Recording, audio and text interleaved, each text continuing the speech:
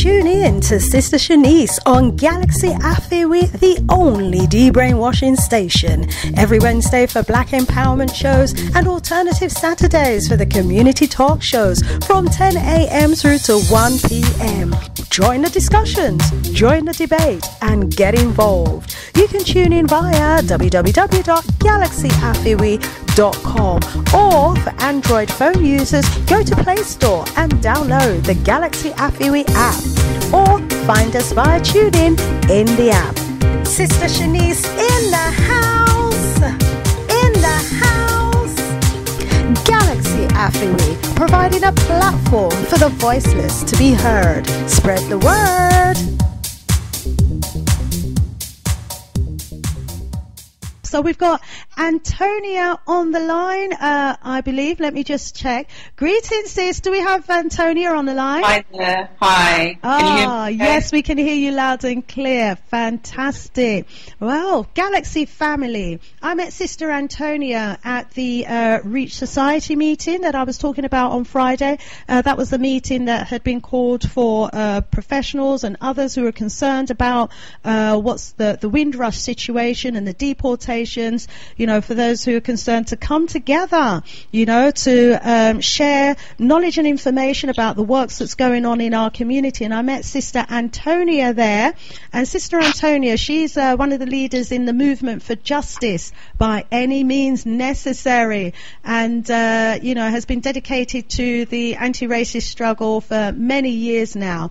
And she says it's been a dynamic and challenging work, you know, and learned lots of lessons along the way, been involved in demonstrations and, you know, importantly though, examples of what it takes to win. So we've got our Sister Antonia here from the Movement of Justice, who's continuing the campaign against the deportations and has been in the forefront of that on the, you know, protesting, demonstrating and raising awareness side of things. So let me bring in our young sister Antonia. Greetings, sis. How you doing? I'm doing pretty well. Yeah, good. Thanks. Fantastic. I am good. I'm good, and I want to thank you so much for agreeing to come and speak to the Galaxy family. So, first of all, let me allow you to just, you know, broaden a bit of knowledge about yourself. There are many who are listening who maybe don't know you, have not heard from you before. So, you might want to just say something by way of introducing yourself to the Galaxy listeners.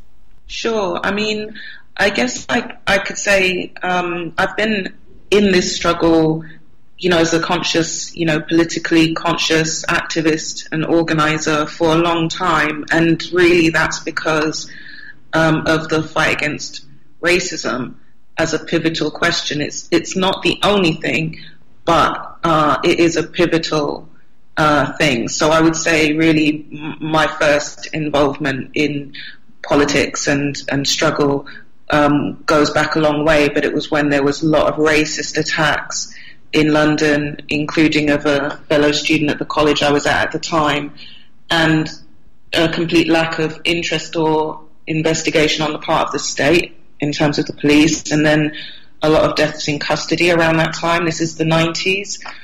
And so partly it's a feeling of we have to obviously do something about these things, but the reason I'm still doing this fight is because I also know there's ways to win, there's ways to get change, and there is no less of a struggle today. In fact, I think we have an extremely hard right-wing government in Britain, and that this government's going to rely heavily on scapegoating immigrants. I think divide and rule has been a pivotal weapon against us, and that means division between which part of the Commonwealth you came from, for example. We've been too divided, but then at times whenever we're not divided, I think you see a lot of victories starting to come through. And for the last several years have been particularly fighting against the anti-immigrant, hostile environment racism. And that, even before the Windrush scandal broke, obviously a lot more people are aware of it now. But that goes back over time. And this scandal around Windrush brought to light things that had been going on underground for quite a number of years, and that coming to light is an opportunity to actually do something about really laws that have discriminated against us for decades. So, now I would say today my motivation, ups and downs and all the struggles, but my motivation hasn't really waned, because I think we can make some real changes, and I also think it's absolutely necessary to fight back against racism. Absolutely. Want to rise yourself up, sis, for the works that you're doing, on behalf of, our community, the entire community, and for, Africans, whichever part of the world that they're from, because, those who are facing deportations, as we know, it's not just Jamaicans, but also, it's just people of colour. And this government have upped the ante, and they've even come out and said, they're creating a hostile environment. There's some of us who've seen on WhatsApp the videos going around of the immigration vans that are turning up outside people's houses in the middle of the night, taking people out of their beds, bringing them to detention centres. And you've been, right involved in the forefront of all of this, and like you said, for some time now. But this came to light a couple of years ago, didn't it, in a really big way, with the deportations of all of the Jamaicans that was happening, and the big Windrush scandal. Do you want to tell us a bit about your role in all of this, in trying to bring justice for those people during that time?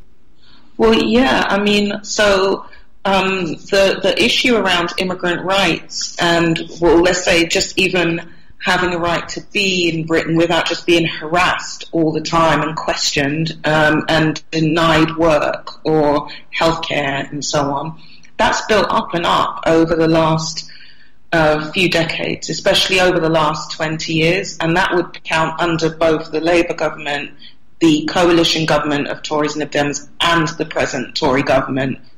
All of them have built up this anti-immigrant kind of hostile environment. So what's happening is that it's conflating everything together. So, normally, what the government would be able to do would be to attack certain groups one at a time and kind of keep things isolated to some extent. That means that, what you're going through is a bit invisible to other people.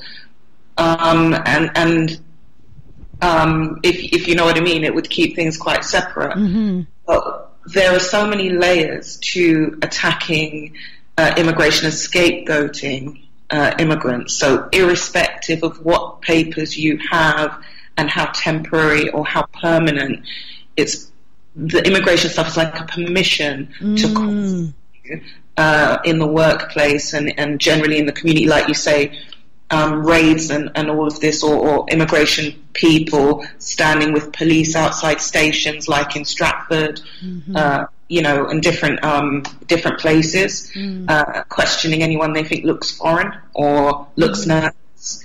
It was a kind of, I would say, even worse than, stop and search by itself, because there's a stake depending, but obviously, that was kind of permission to harass, essentially, black people, that I think people recall has gone back quite a long way. Mm-hmm.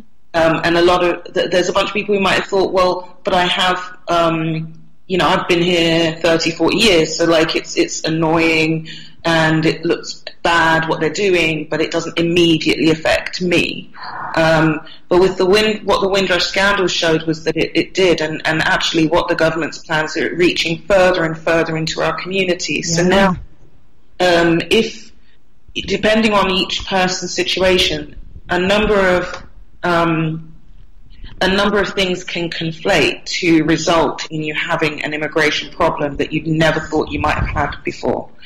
So if you have indefinite leave to remain, you might have grown up in Britain since you were 1 year old and have not ever thought of having it be questioned about being British. But depending on a set of circumstances over, things like where your parents were born, or things like if you got criminalised, the so-called criminal justice system, more like a criminal system if you're black, not really a justice system. But that system, if you're caught up in it, as a teenager, you might have some convictions against your name, and once you pass 18, that can suddenly become a means of calling you a foreign national offender. And there's all sorts of situations like that. If you've been here 30, 40, 50 years, but you lost your passport, and we heard from someone at the REACH meeting as an example, I've had people who, through a house fire, lost their papers, for example, and then something happens, like, for example, for some reason you want to apply for a new passport, or in another case, the person worked in public services and the public services were outsourced, and when they're outsourced to a private company, it meant that after 30, 40 years working in this job, they suddenly had to, it's almost like they're being employed afresh. And when you go for any job, you've got to show papers. Yeah. They suddenly didn't have papers. They could show the national insurance number and stuff, but they couldn't show a passport, and they lost, their papers due to other reasons. And suddenly we're told, well, we can't be sure that you're British then. And, your 30 years of work don't mean anything, because, you don't have the right paper. And it comes as a shock, but then, that meant this example that I'm thinking of, the person basically lost their job. This was before the Windrush scandal came out in the open, but had lost her job. And because they said, well, we can't employ you if you can't produce a passport.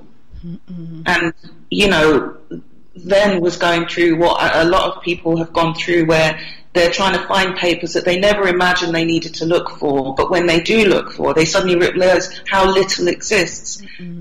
How do you go back and find school records when you've left school 40 years ago and it's shut down? Or, what can you produce to show that you belong in Britain when you've never imagined that you had to prove that you belonged in Britain before?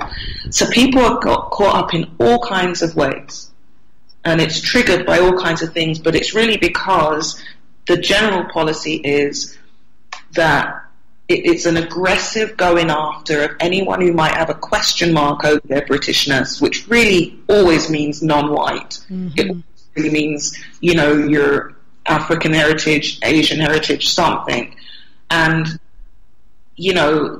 to chase the statistics to prove that the government is being tough on immigrants, they want to deport more people, they want to remove more people, showing that in the statistics. And anyone can be that statistic. It doesn't really matter if you're a grandparent and all your kids are here and British. But you came on your UK colonies and, Commonwealth passport. Or if you're, you grew up here all your life and you've got a criminal record that adds together, a few smaller charges might add together to become 12 months, then you'll be lumped in the category of being a serious criminal and under the label of rapists and murderers, even if what your convictions add up to come from driving offences and cannabis charges, and you can find yourself detained.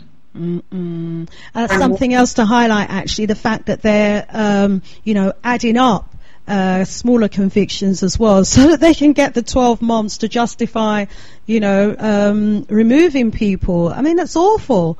Yeah. So it's not just someone who might have been sentenced to 12 months or more. If someone's got 2 6-month sentences, for example, that's it, that's the 12 months. They could find themselves being removed. Yeah. So there's callers. Sorry, 1 second. Sorry. Yeah. Callers. I can see the callers trying to come through, but we're going to open the line in about 20 minutes or so. I'm just giving our sister Antonia an opportunity to outline some of the cases and the works that she's been doing. And so my apologies for not taking your call right now, but I will take the calls once the lines have been open. Okay, thank you. Yes, so my sis, you're saying, this anti-immigrants hostile environment policy has been ongoing for decades. Well, in fact, if we look back hundreds of years, as I was saying at the meeting, this hostile, treatment of of people of colour, started hundreds of years ago, and every now and again, it really they just up the scale and the intensity of it, and start deporting Africans back to wherever they say it is that we've come from, because what they want to do as best as possible, especially the right wingers here, is to keep Britain white. And if they feel that there are too many people of colour here, then what they want to do is to introduce policies to justify, sending people back. And we're in the thick of it at the moment. And it's so awful the way that it's being done as well and being implemented. I mean, I think people would be, some people like myself would be, less really concerned about what's going on if it was done in a more humane way. But, to take someone out of their house in the middle of the night, away from their family, not give them any notice at all so that they can pack and prepare and get their affairs in order, and maybe even sell their home if they need to, so that they can relocate and set themselves up, somewhere else is in a decent, way, it would make the blow maybe a bit more palatable. But to just drop someone off, put them on a plane and drop them off the other end, not caring about where they've got to sleep for the night, whether they've got a home or where they're going to get their next meal from, with maybe a bag with 2 pairs of jeans in it, as in the case of one young man when he had a suitcase of stuff that he could have bought which they refused to allow him to bring.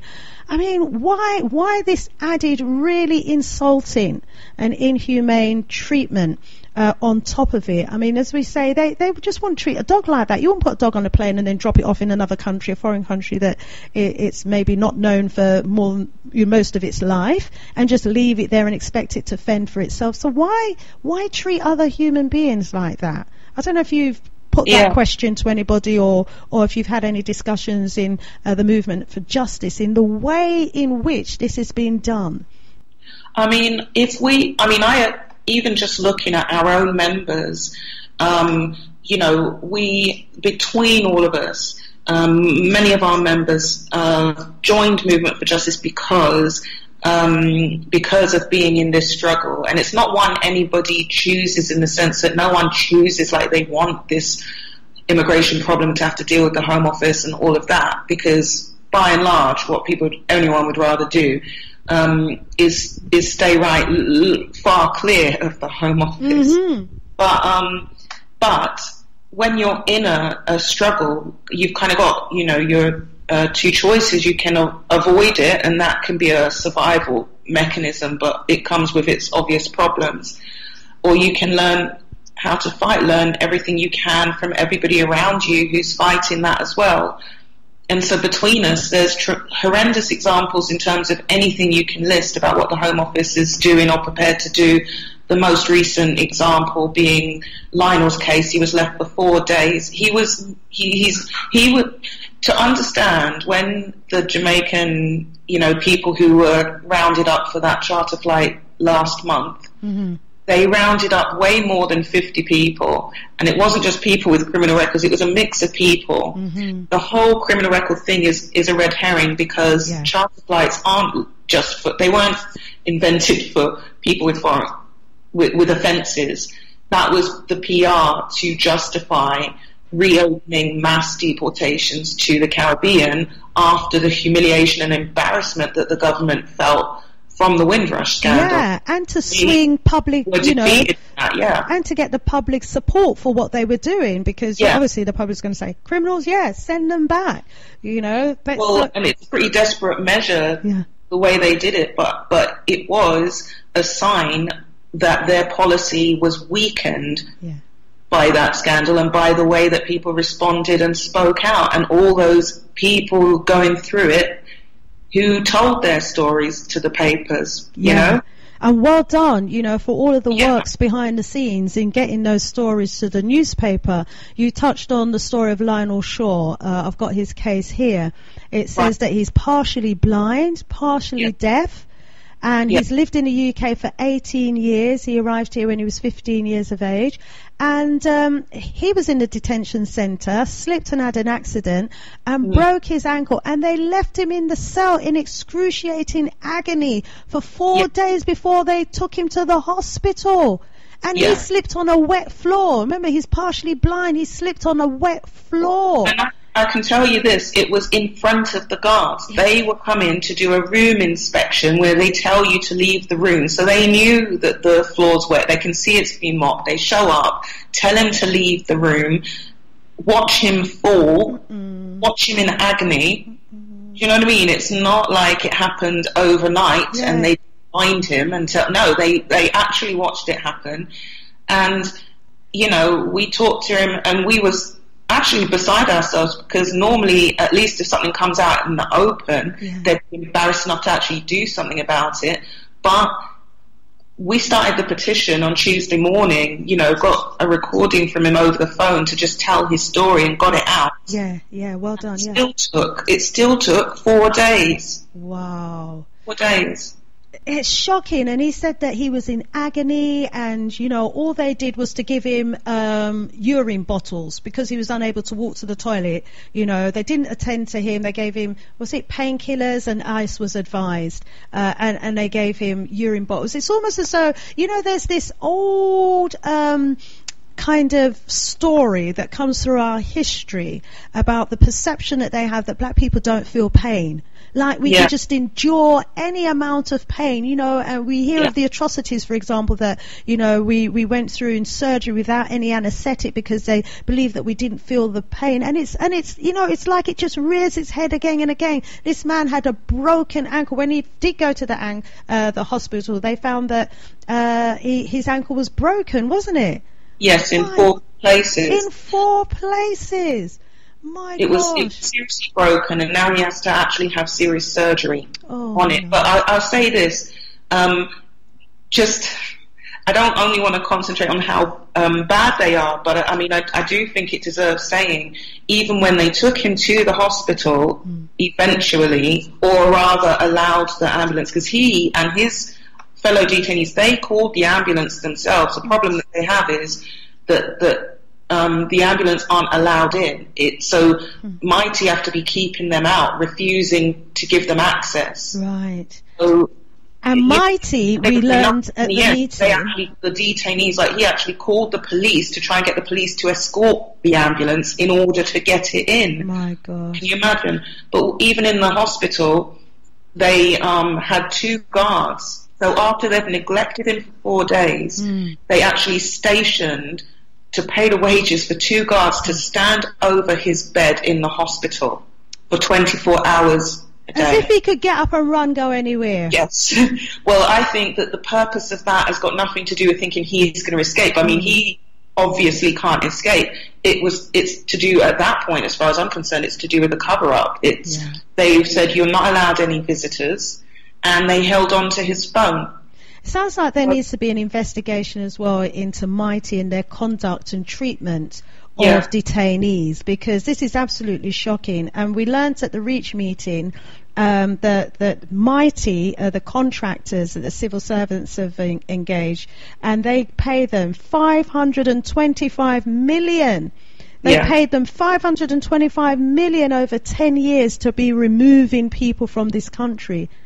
There's no little bit of money the government putting into this thing, so they are serious. But when it comes to, you know, making funds available to help the people who have been victims, you know, so that they can get the legal support that they need to fill in the forms and the rest of it, a meager 40 million is got here that's been made available, and no legal aid either to the people who have lost jobs, lost their livelihood, lost their homes, you know, have been a burden on their families maybe, and have had their lives completely shattered.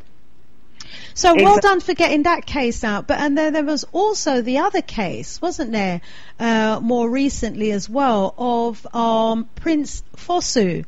Now that's just, you know, it missed me first time round, but this time round it was picked up by a sister and it's been going around WhatsApp. This is a man who actually died in the detention centre in plain sight. Who knows what would have happened, you know, to the young man who was partially blind and deaf if you know the people in there themselves hadn't decided to take action and call an ambulance and the police on his behalf. But Prince Fosu actually died. He's a man with they say had some mental illness, and they allowed him to die from dehydration and malnutrition and hypothermia right in front of the immigration officials at the immigration centre. And this is what the inquest has found. You know, he was named Prince because obviously his parents, you know, when they gave birth to him, you know, saw him as a prince. They had high aspirations, high hope for him. He probably came here to this country to try and earn a living to support his family and friends back home as well. But the lack of care that he got and the appalling treatment that, you know, he was just left to die in the detention centre. So this is serious what's going on right now. Well, yeah, and I think that, you know, you could say what happened to Lionel, the biggest difference was that he you know, we were in touch with him and able to record him describing what was happening to him and get it to the outside world. And the outside world, you know, people started signing the petitions, and we started getting, you know, the NGOs that deal with healthcare matters in detention, and tried to get various MPs and various things onto it, to eventually, after 4 days, that's still ridiculously long. With Prince Fosu, I wonder if you can see how easily, if you don't have people outside, Black lives don't matter in there. You know, there's an incentive to abuse people. There is an incentive to brutalize people, but there is no incentive to take care of people. Every bit of money that they save running the centres cheaply on the welfare front is money for the profit of the company who bid for the contract. So there is clearly, I mean, it goes back a long way, and it was back to back, because that was an inquest verdict, wasn't it, that came out about Prince Fosu just in the same week that we had this about Lionel. These claims from the government that they've learned a lesson, they haven't learned a thing. But I would say that it is incumbent on all of us. There's something we can all do. You know, we have to not allow ourselves to become cynical about what we can do, because sometimes when you're looking, you know, at stories like this, you can feel quite in disarray, you can feel quite overwhelmed, you know, about how bad these authorities are. But these authorities' power rests on the isolation that they create and the silence around it, and the fear that they put into communities and it's individuals who have immigration problems. So if people look at Prince Fosu's example and think, oh, that means I can never talk to anyone about my immigration problem, the thing is that your immigration problem can still catch up with you anyway. It prevents you from creating the kind of unity and a movement that we need, that would break all of that silence and make it a very different scenario. I'm for building a movement. We're going to march on Saturday in Brixton on the 7th, this coming Saturday. We've had back-to-back, we've had the examples of how bad things are and the examples of the Home Office getting defeated. We've had both. You know, like they tried to deport, Lionel was rounded up with all the other people from Jamaica, and that just is an example that the whole criminal record things was a red herring, because he doesn't have any criminal records, you know, but he was still rounded up at the same time. Say that again, my sis, because, you know, we all heard the great speeches, or most of us did, heard the speeches in Parliament, and that was repeated over and over again on the news about how all of these so-called 50 Jamaicans were all hardened criminals with, you know, murderers, rapists. Did you just say that Lionel had no criminal record? No criminal records, and he's not the only one. He wasn't told he would be on that particular flight, but I just want to be clear, when they're rounding people up, they don't really care. They were trying to get a certain publicity on that one flight, but it's really a gateway towards, you know, going after all the people. Yes, it is indeed. Please, I've just added a caller to the line. This caller's been trying to get through for some time. I'll bring you in just a short while, but first, let me allow you to just tell people about the demonstration that's happening this coming Saturday, the 7th of March, please. Yeah, so we are going to start at Windrush Square. We are going to march. It's a community march because it's really sorry, the line's cracked up and went a bit funny there. If you can say that again. And that these doing a march in the community, the point of it is really about rallying up the community, because any success is going to come from what we all do. And so we want to remind people, have the confidence that we got a lot of people off that charter flight and a lot more awareness of the truth. That means that future cases, future situations, we are going to do better at, and we need to make sure we are doing better. So at 12:30, Windrush Square, we're going to meet and gather and make a community demonstration.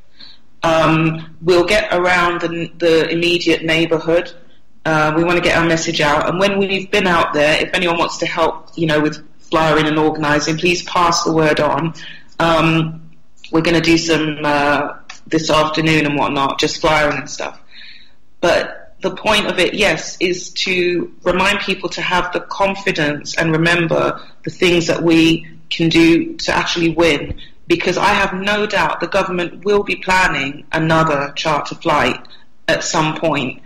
They still do these same charter flights to Nigeria and Pakistan and other countries regularly.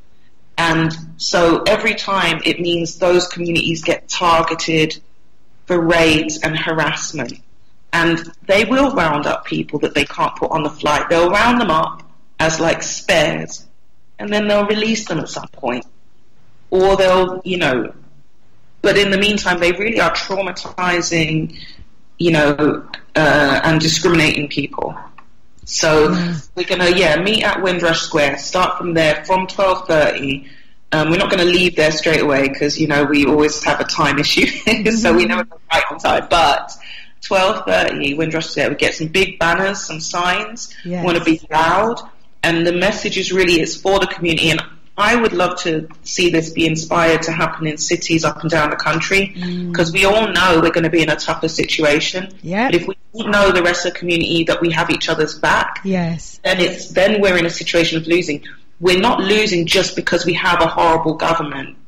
The horrible government is still got its limitations. Comes in all different colours, the horrible government. It's our inaction, isn't it, that gives them a licence to treat us anyhow that they seem, that they want to treat us. And we've heard that there's probably about 50,000 people who have been affected by Windrush who have yet to come forward. And so by marching in the local communities, hopefully, you'll be raising awareness and bringing people out who have yet to come forward and claim their compensation and put their applications in. And also, we'll be marching, past the homes of people who might have had these deportation letters and didn't know before where they could go to get help and support, but in seeing the demonstration and what it's about, be able to make the links, because it's because of the individual stories as well that you've been able to get hold of, from inside those detention centres and get the press to report on,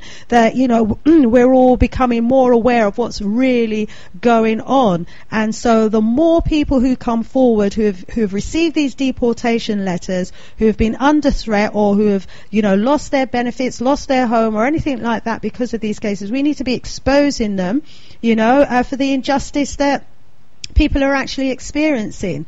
So if everyone could put that date in their diary, that's this coming Saturday, the 7th of March. Meeting 12:30 at Windrush Square. It needs to be a big, noisy demonstration. It's a Saturday. Brixton's always busy on a Saturday. Exactly. It's going to be bringing traffic to a standstill, and it's going to be raising awareness within the community about what's going on around deportation, so that people who are under threat as well don't feel isolated, don't feel that they're on their own, don't feel that they're having to, challenge the big Home Office and all of the authorities on their own because of this, but there are many other people in similar situations now who they can make a connection with and talk to. So that's this coming Saturday. I did have Brother Ade on the line. I did manage to add you, Brother Ade, but you've gone. So if you want to call back, you are welcome to do so. If you want to comment about, the deportation situation, the cases that have been highlighted in the paper, the protests, the demonstrations, or anything to do with the immigration situation, and the treatment that we're now experiencing as being unwelcomed and therefore deserving of a hostile kind of experience here. So, these are anti-black days at the moment. The old ugly head of racism is rearing its ugly horns again.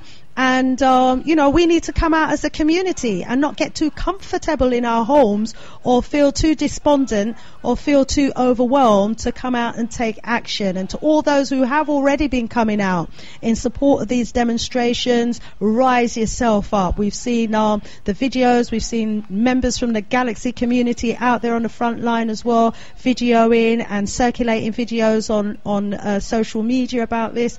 So I want to rise up all of those who have already been out supporting, and may more of our people join these demonstrations and support them as well. So my sis, right now I would imagine there are many of our people in these detention centres. Before this whole Windrush thing, I had no idea that there were all these detention centres and that so many of our people were being held in these detention centres. I've just added, I think, Brother Ade again, but before I bring him in, do you have an idea how many of these detention centres are around the country and how many of our people are actually locked up in them? I mean, actually, so the detention centres have expanded since really kind of 2001 onwards. So again, under all governments. So Yarlswood, for example, was built in 2001. That's the main women's detention.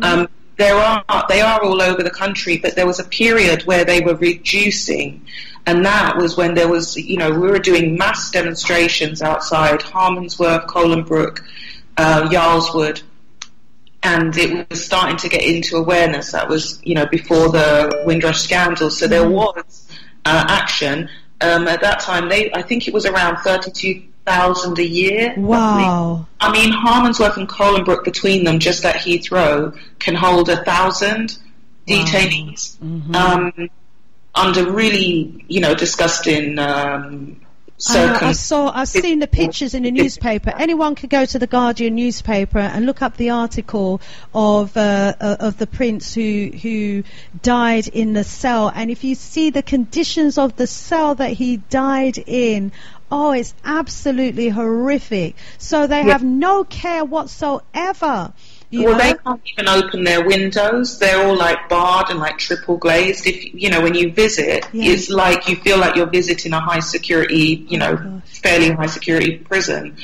To be honest, we need to know all this. This is how our people are being treated. It's so disgusting because I've been travelling backwards and forwards from Africa over recent years, and the treatment that visitors and guests to Africa get, it's beautiful. And to know that people will come here and get this sort of treatment where they're left in cells with no toilets, and if they don't want to open the door to allow you to go to the loo, the feces is all over in the cell on the floor. They don't give you urine bottles and you're expected to just urinate your clothes or where you stand. It's absolutely disgusting. Even if they don't want you in their country, to treat people like that is just so uncivilized. It's absolutely uncivilized kind of behaviour.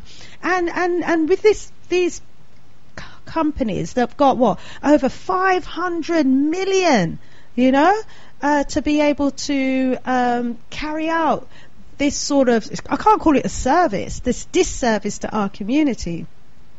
It's clearly going to get worse. It's going to get worse. Yeah.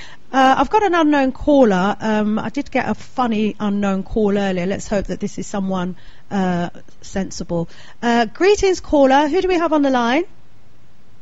Okay, I wasn't able to add that unknown caller, and the call that called before, I did add you, but please know that when you do call, I will add you and you'll be able to hear the conversation, and as soon as there's a break in the conversation, then I will bring you in. So let's open the lines now so that the members of the community can interact with us should they want to do so. Okay, Antonia? Yeah, so let me give out the hotline number. So should you want to give us a call here on the Big G, let me scroll down and find the telephone number. Here it is. The number that you need to call in on is 0207 193 0174. Let's see if we manage to add this unknown caller to the call. Nope, it wasn't added. Okay, there are some calls that some lines or that we can't add when we've got other callers in the group, so I just have to try. But unknown caller, I wasn't able to add you just then. But please do try and call back, maybe using a different phone, or try and Skype us instead of calling us. You can actually Skype us as well, free of charge. If you've got Skype, just search for galaxyafiwe and you can call via Skype. Unknown caller, I've just tried adding you again and you wasn't, and the system's not enabling me to do so. So these are serious times. I wonder if I can say something on a slightly different note whilst you got your... I know you're trying to do several things at once. Yeah, go ahead, sis. Yeah. It was just it's a slightly different note. I mean, it's similar, but I just wanted to raise about the Widen Windrush campaign, because this is an area where I think a lot of people won't be aware that there's a campaign on this, and yet might be aware that there is a lot of people getting turned away by the Windrush Task Force. So, the government set up its task force to make amends after being outed with the Windrush scandal. But there's a lot of people connected to the generation who came to Britain from across the whole Commonwealth. Their children and grandchildren are still excluded for the most part. And when that scandal broke, it put also a spotlight on the racism of the immigration laws that go back to 68 and 71 and 81, the Nationality Act. Yeah. So I think a lot of your listeners may be, aware, just because a lot of people's family situations were distorted by those laws coming in, who, let's say, came to Britain to work, left children back home with the grandparents, were sending money back home. Imagine that they would always reunite, but couldn't, and the laws have changed around them. So we're looking for more people who came as adults after 73 or after 88. Like, even if they came in the 1990s, even if they came in the 2000s, we're looking for people who are the children or grandchildren of that Windrush era generation. Not just obviously from Jamaica and Caribbean, but from any of the Commonwealth. Because at the moment they will be getting turned away. We want a compensation scheme, and is it under the compensation scheme, or are they being turned away to get their citizenship? Exactly, by the task force, because you have to be granted in the sense that accepted as someone who was British. You have to be accepted as someone who had the right to be here before you can even get into dealing with compensation. But if you held those immigration laws up to the equality laws today, they would fail. They would utterly fail, because those immigration laws were designed to be racist in the first place against... So they took away the rights of people across the Commonwealth who had already divided their families across borders, because of their circumstances, and thinking that they would come to the home country, the mother country or whatever, and work and send money back and reunite eventually. And it said that it introduced a new mechanism to protect white people in the Commonwealth whilst taking away the rights of that freedom of movement generally. And so the way they did it was the patriality rule. So if you had a parent or grandparent who was British but also born in Britain, then you can get residency and have a pathway to becoming a citizen, have access to Britain yourself. Yes. And generation, yes, okay, even if they're accepted as sort of British in the sense that they could even be compensated and maybe get an apology, though I'm not sure if anyone really got an apology, but, you know, they could have that, but they still weren't born in Britain, so they can still watch their own grandkids get deported. And when that Windrush scandal broke, we experienced it through the people we were working with in Yarlswood Detention Centre at the time, a number of women from Jamaica who were the eldest, who happened to be the ones left behind after their grandparents had passed. Now all their family is in Britain, and their younger siblings are British. Their parents might have been Windrush, or their grandparents were Windrush. All their nieces and nephews are British. All the people they've left are here, but they came as adults in the 90s and in the 2000s, so they're told, well, you're not. That's why they were in detention, and they were facing deportation.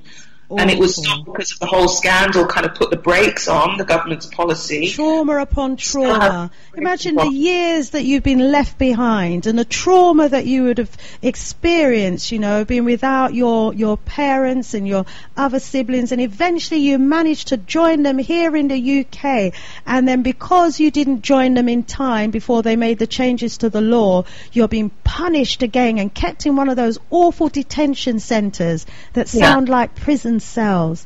My sis, I've been throughout our conversation, I've been trying to add calls, but unfortunately I think your line is blocking other callers from coming in. I wonder if you could listen off air via the radio, and then I'll bring in a couple of calls, and then if you could kindly call back to respond to the questions that they may have. Is that okay? Sure. No problem. Okay. Thank you so much. Thank you. Okay, so callers, our guest Antonia is making way so that you can call in. So to the callers who have been trying to call in, now is the time for you to do so. Now, in the meantime, let me just quickly refer to the flyer that I received from Sister Nzinga, and we can see here that tomorrow, on Thursday. Okay, Brother Ade, I've got you. Please hold. And unknown caller, I've just added you as well, so please hold the line. Okay, so on Thursday, that's tomorrow, RMT are having an event from 4 p.m. in the afternoon at the Finsbury Park RMT branch. So this is the Repatriation and Windrush series of events. What next? Okay, and tomorrow, the 5th of March, from 4 p.m. onwards, there's an event, and the theme is International Decade for People of African Descent. Okay, and the speaker there is Elder Nana Asante, and that's at the Finsbury Park RMT branch. Then on Friday at 2:30. At the RMT Paddington branch, there is an event that's going to be held there, and our brother Cecil Gutsmore and the Indian Workers Associations are going to be speaking at that event. Okay, and we've heard that at 12:30 on Saturday the 7th, we've got the march in Windrush Square. There's the rally and the march and the raising of awareness at Windrush Square, and then in the evening, at 7 p.m. at the Ma'at Centre, 3668 Tottenham High Road. We've got an event happening there as well. Brother Glenroy from RMT is going to be doing a solidarity opening there. We've got Kwaku from Black Music, Huey Rose from the New Black Panther Party. We've got Lee Jasper, political campaigner, Patrick Vernon, Windrush campaigner. We've got Declan Owen from the Haldane Society, and Elder Martha Ozamore as well. Okay, so now we've got a few callers in the group. Sister Wynne, I wasn't able to add you, but as soon as I've taken these calls, please do call back so that we can hear from you as well on this topic. So first of all, over to Brother Ade. Greetings, Brother Ade. Are you, Sista Shanice? You good? I am good, and thank you so much for your persistence, my brother. You know, every time you heard the call drop, that was me trying to accept calls. So, and that's another call that's just dropped as well that I couldn't accept. But please go ahead, my brother. I'm good. The chef got a bit of influenza, but it's not corona flu. That's good. Yeah, let's not get it confused. Well, I wish you a speedy recovery, my brother. Keep your immune system boosted, especially during these times. Yeah, well, this is you have to look after yourself, Most definitely, in so many ways. Look after our health, look after ourselves politically, economically. But go ahead, my brother Ade. You've been listening to the conversation that we've been having. Let's hear your point of view. Yeah, but you said that there is a march as regarding it's not actually the march, the meeting that you mentioned last. That what is next for the Windrush people? Yes. I don't know. You have to ponder, because basically, I mean, the current government, covering something up, which I think is the public that have to be, the black community that have to bring it to the domain, because they're covering something up that file of the Windrush people must have been destroyed deliberately. Every Home Secretary, they put them as a steward. They got the Indian woman there, was a Patel, whatever her name is. Mm-hmm. They had Amber Rock there, they had another person there. It's just a complete cover-up, Sista Shanice, Yes. I feel sorry for brothers and sisters in the Caribbean, because their fight, I believe, is my fight as well. If you understand what I'm saying, There's a lot of cover-up going on. They have their agenda, my brother, and they're rolling it out. And it's for us, to stand up and protest and to raise awareness and to take action. Yeah, to put a spanner in the works, But we can see clearly what their program and what their plans are and what their policy is towards, us as a people. And they're just going to keep widening the net. They started with the Windrush, then they extended the net to include the Windrush children and extended it to include the Windrush generational grandchildren as well. They've extended it to include those who came later than the 1970s or in the 90s. So they just keep extending and extending the net. Soon, when they finish, all of us will be back somewhere where we don't even know. So, for those especially who see themselves as living out their days here in the UK and want to see their children live out their days here in the UK, I don't think they can afford to ignore what's going on, because sooner or later the immigration officials will be knocking on all of our doors. Brother Ade, go ahead. Yeah.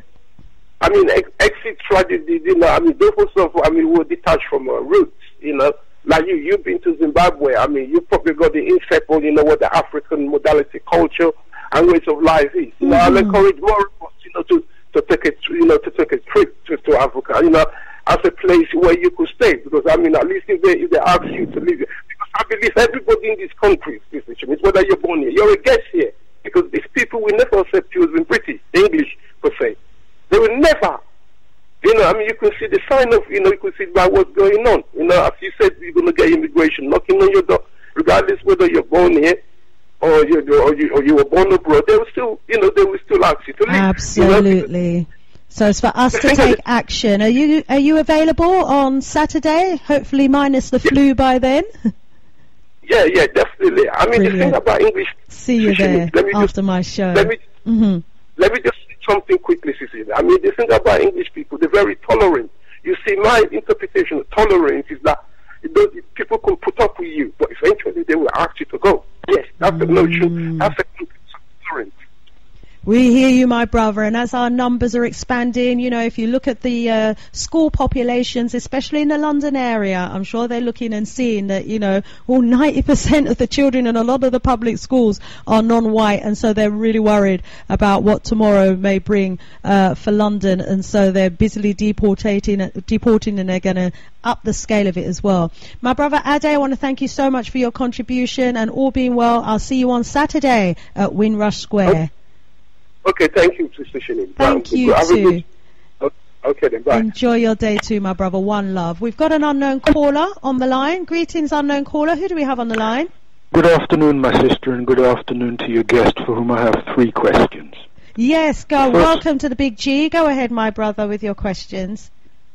The undercover policing inquiry, which is being led by Sir John Meeting, discovered that the Stephen Lawrence campaign was infiltrated by an undercover police officer named as David Hagan, who was also known in the reports as N81, who was working for the Movement for Justice.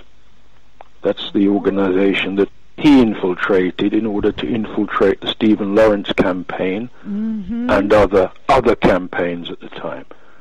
So the first question I have for our sister is, has Movement for Justice's security procedures improved since the days of the Stephen Lawrence campaign 20-odd years ago, when the campaign was infiltrated via the Movement for Justice? That's question one. Right, serious question indeed. Question number two? Question number two is in relation to the case that was mentioned of our brother Lionel Shaw, who, as I understand it, is an overstayer, to use the technical phrase that these people use. He came to Jamaica and he's an overstayer, similar to the case of our sister Joy Cardner many years ago. Our sister, who is working with our brother Lionel Shaw, can she explain to the listeners, based on the work she has done with our brother, what help and assistance our brother Lionel Shaw has received from the Jamaican High Commission, given that our brother Lionel Shaw is a Jamaican citizen? That is question number two. Question number three, and I hope my sister can hear me clearly. It's very quiet at my end.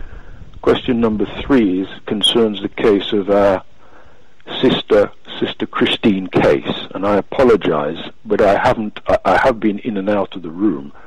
I've not heard our sister make any reference to the case of our Sister Christine case, 40-year-old Jamaican woman who died at Yarlswood Immigration Centre on the 30th of March, Sunday the 30th of March 2014.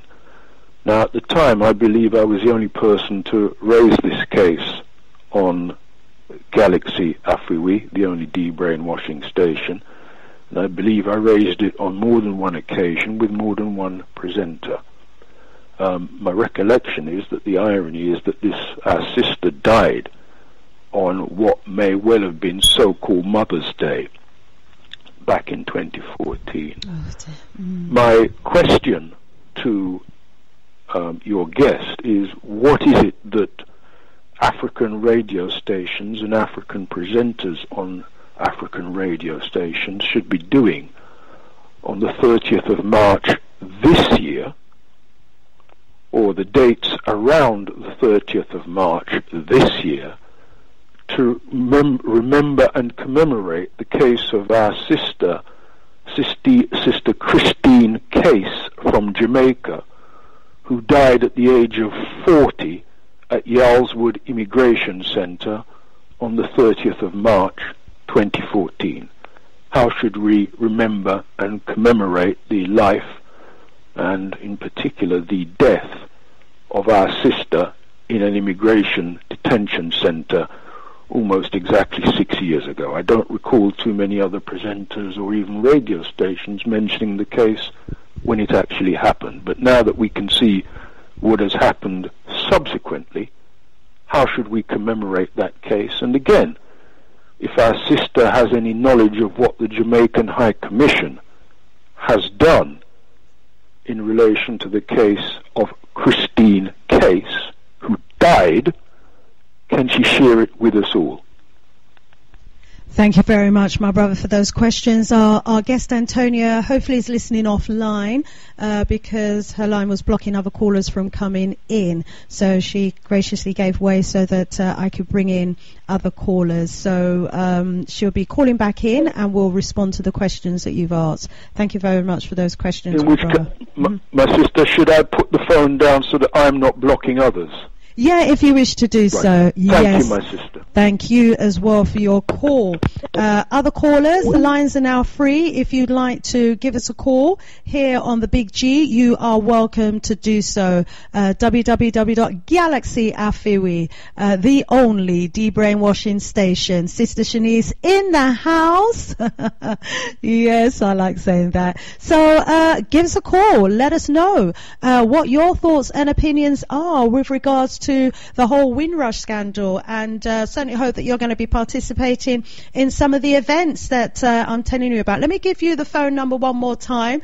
Maybe you are aware of a particular case and you want to highlight that case, just as our brother has just done, or maybe a family member is experiencing deportation at the moment. Maybe they're going through the application process. What has that experience been like? Maybe you visited a family member or friend at one of these detention centres. What was your experience like?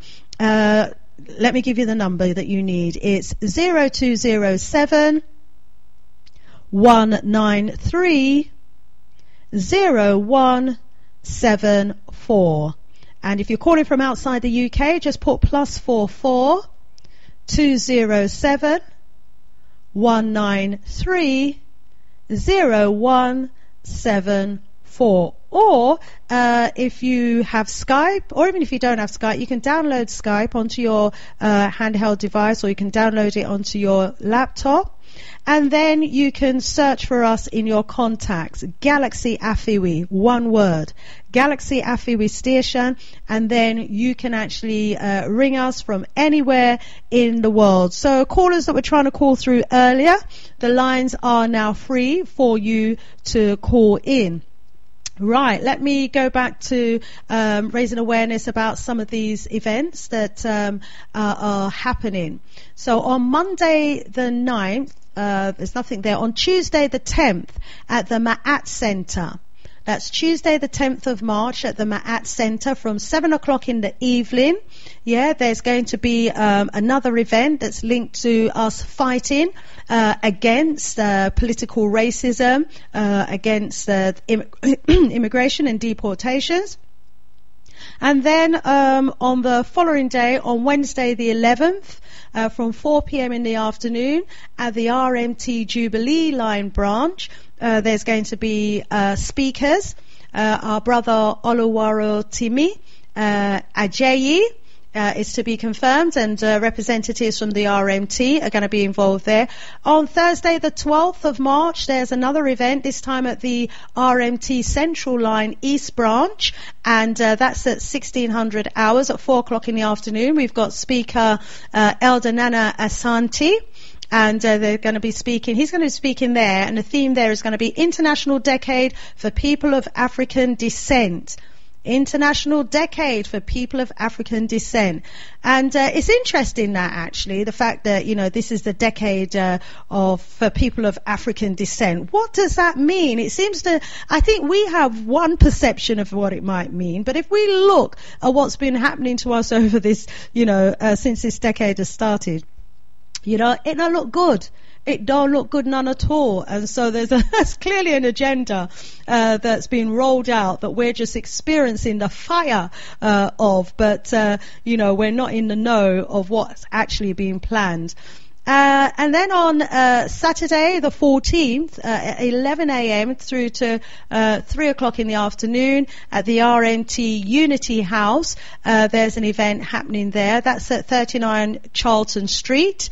And the chair, Glenn Hart of the RMT Black and Ethnic Minority Committee, will be making an address there, along with Lee Jasper, Roger Mackenzie and Zita Holborn, okay? And they're going to be looking at who killed Marielle Franco. Who killed Marielle Franco in March 2018, and that's the Brazilian sister that Sister Nzinga was enlightening us about. Okay, so the lines are now open. Give us a call back now before I ask our Sister Antonia to call back in to respond to the points that have been made and the 3 questions by our brother. Sister Wynne, I know you was trying to call in. The lines are now free. Please feel free to call back. The other callers that was trying to call in and I couldn't add you, now is the time also for you to call in. Okay, then we have on the same day, Saturday the 14th, from 7 to 21:30 hours at Ma'at. Hopefully they'll stop at 8 o'clock for the drumming as well, because we're, organising our synchronized drumming to happen at 8 p.m. on that same day, Saturday the 14th.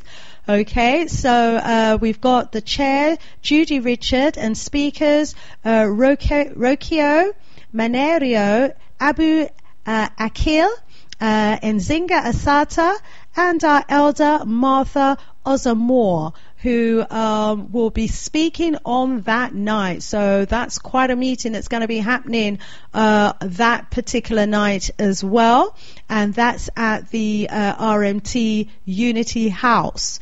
Okay. Sunday, they've not got anything going on then, so hopefully they'll all be coming to Summit of Solutions, because, we have to be the solutions to our problem. And then on Monday the 16th, from 6:30 through to 9 p.m., there's a celebration of the life of Kamal MacBarnett. Because it's the 41st year of the Grenadian Revolution that happened in March 1979.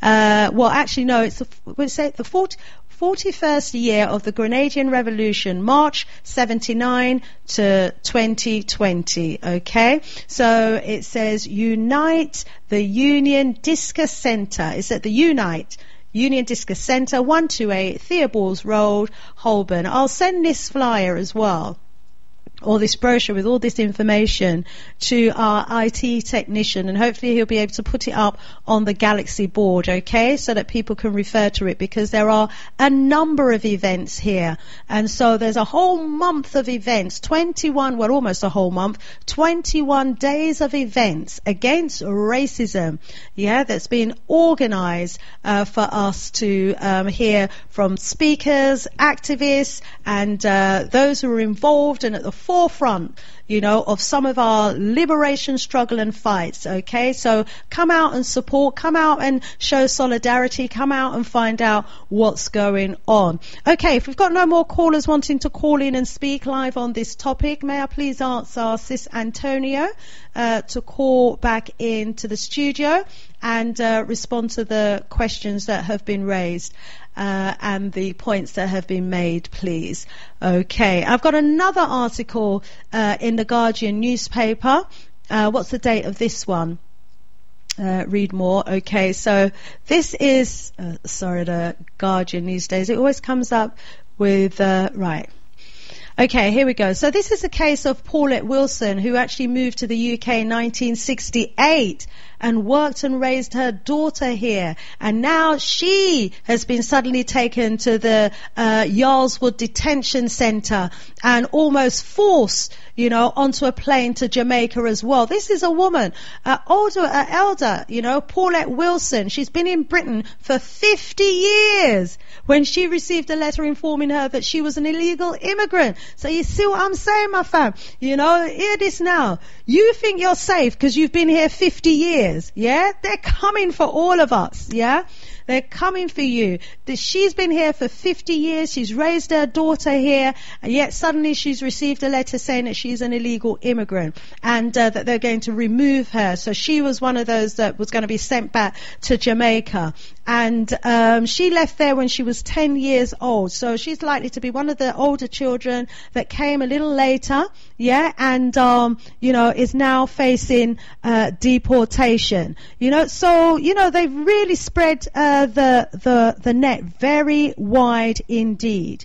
Okay, so last month she spent a week at the Yarlswood Detention Centre. I'm sure that must have been one of the worst weeks of her life, where she probably felt very weak indeed, So our sister Antonia is now back on the line. I was just talking about the case of Paulette Wilson, who's been in Britain for 50 years and was removed from was threatened with removal from the UK, And so the net is being cast very wide indeed. And so, although we may not have experienced the long arm of the immigration law right now, that doesn't mean that that's not necessarily going to be the case.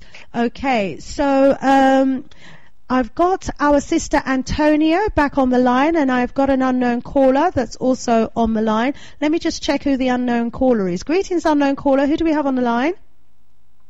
Greetings, Sista Shanice. It's Brother Naya. I won't keep up your guest long. Quickly, I'll give away quickly. Okay, so we've got Brother Naya on the line. Go ahead, Brother Naya. Okay, give thanks for your guest. You just mentioned the international, the 10-year, the African decade, yeah? Mm-hmm. And I've heard about that I'm not sure when it started. Obviously, it started at the beginning of the decade, but I've not heard anything if that's supposed to be the African decade, yeah? Yeah. There's been hardly anything to do with that. Do you know what I mean? That's right. Let's look at that as another topic on another day, shall we? But right now I've got our sis Antonia on the line, and we've got a limited amount of time, my brother, okay? But we will look at that. Thank you for raising it. Give thanks. Sister Shanice. Yeah, just that you mentioned it. Well, I know. Give thanks. Thank you so much. We will come back to that. We need to look at that and find out, what that's all about. Okay, Sister Antonia, were you able to listen offline? I did, yeah. Oh, fantastic. Yeah. Let me allow you to respond to the questions that were asked and the points made, please. Yeah, so I might not have got all the points, but I did get the questions. So just to go in order anyway. So actually that police undercover inquiry is unfolding a lot, because basically every organisation I can think was doing anything around that time. The police had a program of essentially sort of sending in people to infiltrate and act as anti-racist and this and that, and try to, I guess, gather information or whatever. And I think that it is.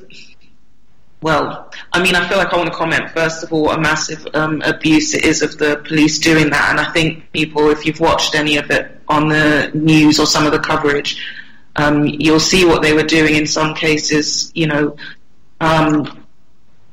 sending in someone to, infiltrate and whatever. And then with some of the environmental groups, I think they stayed in some groups for like years and years. So, yes, along with all the organisations at that time, we had that person that was mentioned, it was a fake name in any case, using that name, which I think they got from a dead child, to infiltrate and to hang around and, gather whatever information.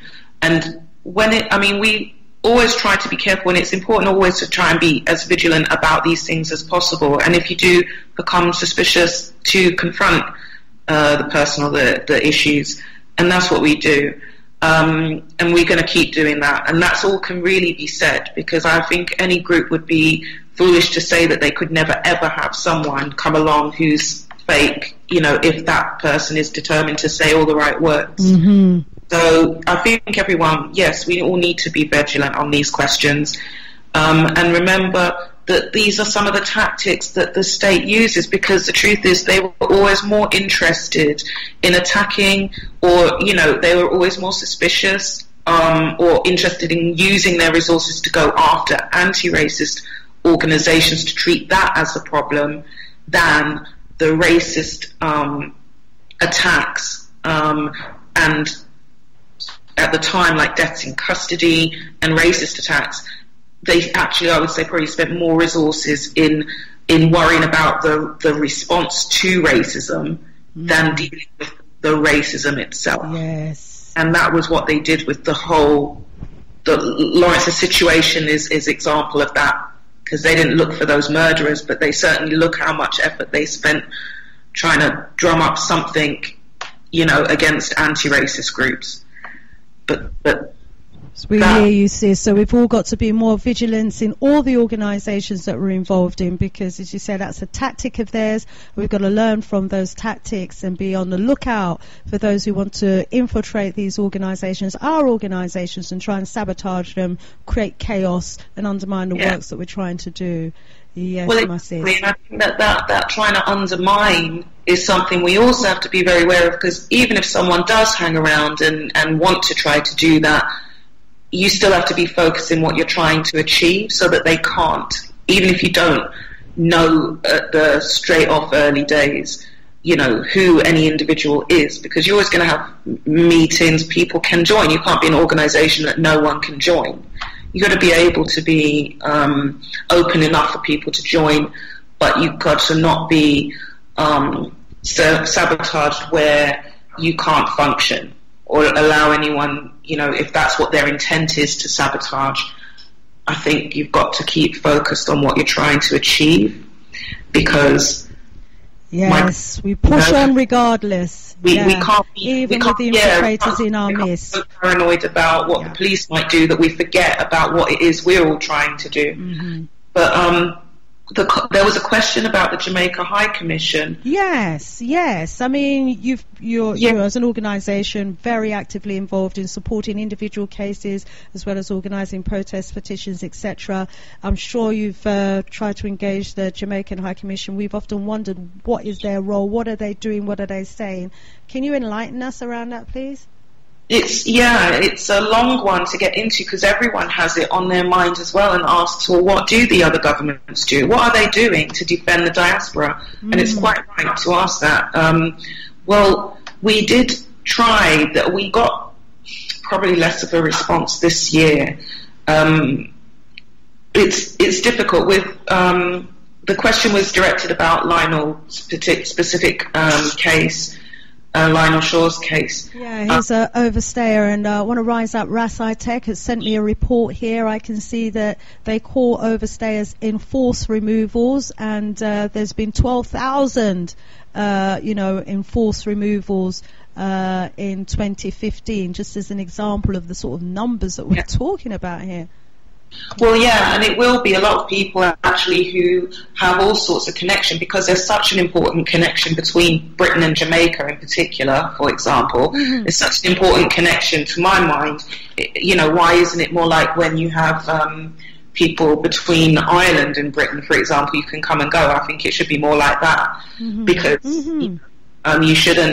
you wouldn't count as an overstayer if you had, if they hadn't already restricted visas and access so much to certain countries. But the High Commission, I think that the relationship is one where it matters whether the diaspora is speaking out, because the High Commissioners are a bit like they should help, and I think that the Jamaican government could say no to Britain more, and they could defend that diaspora more.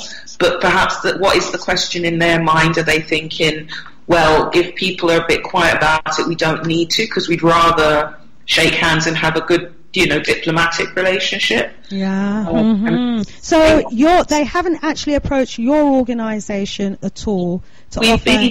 Sorry, go ahead. Well, we've been in the past, like a year ago, we did demonstrate this year. We demonstrated at the Jamaica High Commission against that charter flight, for example, and they shut the doors and had locked the gates before we got there. And before we'd done that, and at one point, a bunch of people who were partners and families of the people being put on that flight, went in to try and, see them and sort of say, well, this is our loved one, this is the reality, not what the Home Office told you. And they called the police. So, the police weren't interested when they arrived, they left.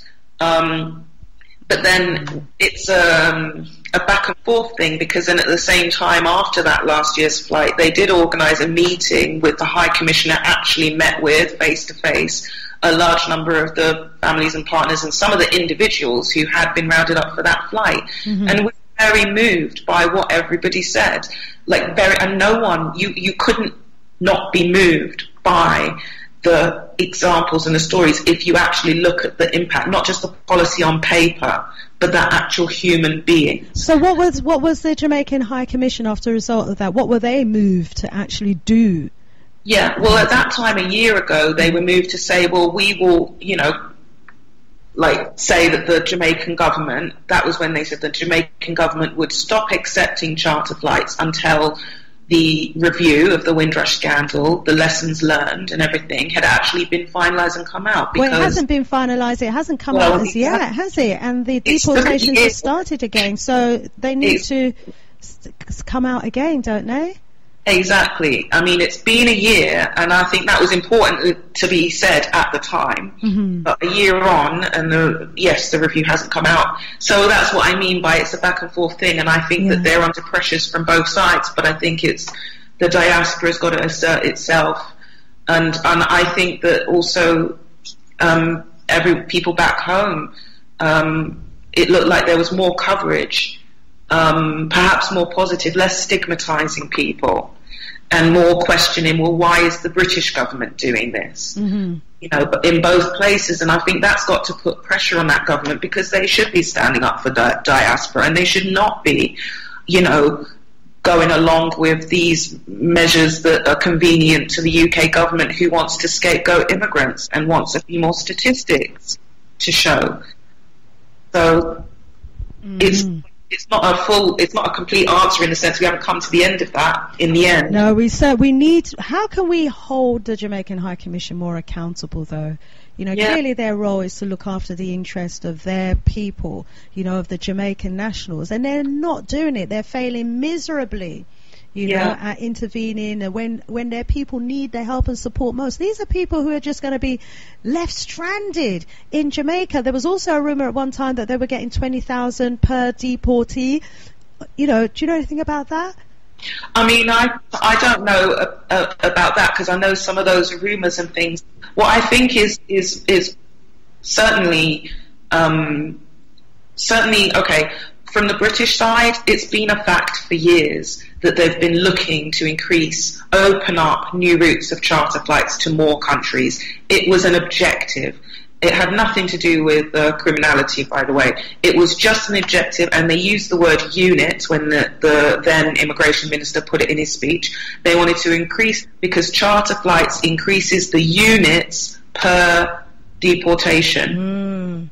So that has been more people, rather than putting one or two people on the main flights, where they can get seats. You won't get many. Yeah, at the last minute. But this way. Mm-hmm. So also the charter flights don't involve passengers and a crew, people going on their holiday who don't want to see that. Yes. Brutality, would be quite shocked by it. So the charter, like the case in France where they cling filmed, where they cellophane wrapped a deportee. Exactly. People. It can get worse, basically. What we can see is that, there are people who have been treated in the most inhumane way. The conditions in which some people are being held as well is totally unacceptable, and surely must be a breach of people's human rights. The way that they've been just taken off the streets and locked up in detention centres, some of them before their cases have even been investigated and found to be, innocent, and then allowed to leave after. I mean, it's just shocking treatment. And then for a few, sadly, they've ended up dead in these places as well. So we know how badly, things can actually go. Let me just check if you've answered all the questions for our brother. There was the third one. Yeah. It was about Christine, who died on Mother's Day. Yes. And I remember at the time, 2014, because we'd been working with quite a number of people in Yarlswood, and it was around that time when the undercover filming was shown on Channel 4. It was around a similar time where the it must have been around the same time. That's how I remember it anyway, because in my mind it sort of connects up. And this is the problem is, this has been going on a long time, and this was a woman who had died in Yarlswood, and it was just news for sure. Wow. Short time, and then disappeared. And actually, we struggled at that time to get any real focus on the detention centres, sustained. A lot of news, they would cover a story of an individual, but they would cover it like a victim story, as if the system as a whole was fine, but here's you just see it through the eyes of just one person. But actually, it's everyone in there, everyone at that time in there. You could feel like that could be you. Yes. You could be like that. She died, and then we have, more people have died since then, and it's. Yeah, and the brother was asking if is there anything planned to commemorate the death of the sister? And you said that we mentioned another who's died since then, and you've said that there are others who have died in detention centres since then as well. And as you say, the newspapers might, print it for a day, and then it's gone out the minds of everybody again. And I'm only too aware of the huge amount of work involved in just trying to get a case like this in the news, in the first place. So, but what can we do as Africans? He was saying, what can we do as presenters as well on radio stations, to keep issues like this in the mind of our people, to commemorate, those who have died in detention centres. Should there be a list of names, dates and of the deaths in these detention centres? Should we be marching with their pictures on the banners or the placards, so that people are aware that people are dying in these detention centres? Any thoughts about what we can do to commemorate these individuals, please? Yeah, this is it, because the kind of the system that's created the conditions that have done this, or made that the misery position that they put people in, and their families as well. It's a lot to commemorate. We since then, I guess my commitment has been since then is to keep pursuing, first of all, the demand: shut down detention centres, put a time limit on them, not mitigate them, just shut them down. And the determination that we've had is to keep saying that. It's not what everyone says, because some organisations think, well, you won't get that, so only ask what you think you'll get. But I think what we'll get depends a lot on whether we fight for it, and we don't know what the future is going to hold exactly. But everyone I've known coming out of detention would say two things. One, it is worse than prison. Wow. And I wouldn't wish it on my enemy. That's everyone I know over years, since before 2014, would have said those two things. Everyone saying those two things. So then it's not about 1 day, 30 days, a year, 3 years. Shut them down. Yeah. 1 year is too long. And there is no way that they cover up the truth. That case from 2014 has been repeated so many times since that even that makes it fade from the news, and because then the news just become like, oh, we've told this story before, so they don't tell it again. But every person has had a life and had a family and had, a community who miss them, and that can't be replaced. So and there are those as well, I'm seeing, that commit suicide as well, rather than being deported. I see the case of Manuel Bravo here, who committed suicide at that same centre on the day that he was due to be deported. Well, and the amount of self-harm is commonplace. It's not even of interest. But I'll give you one other example, that there was another woman in Yarlswood more recently, and this came out because when they tried to put her on a charter flight but to Nigeria, they had purposefully kept it secret that she would be on this flight. They did not tell her. They just popped up on the day saying, you're going to be deported. What, at her house? They popped up at her house? Or was she in a detention centre? In Yarlswood. Okay. Detention. So there's other people who knew that they would be on that flight, but she didn't. So she was like, you're wrong, this is a mistake. She thinks they're making a mistake. But even if they make a mistake and you're gone, you're still gone. Yeah. You're the one who pays for their mistakes. So she said, well, no, I'm not on that flight, and you're not going to take me on that flight because I'm not on it, because I haven't been told about it. It's not true.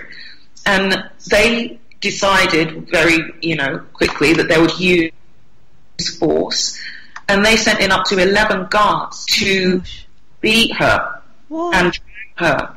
They were at some points kneeling on her legs with her bending her head. They're not, these are further ways people die in detention and in the hands of these guards. But in the end, they didn't take her on that flight, because actually the ticket was cancelled for legal reasons. It was cancelled. So she believed that she had a case, and she did have a case, so she wasn't deported.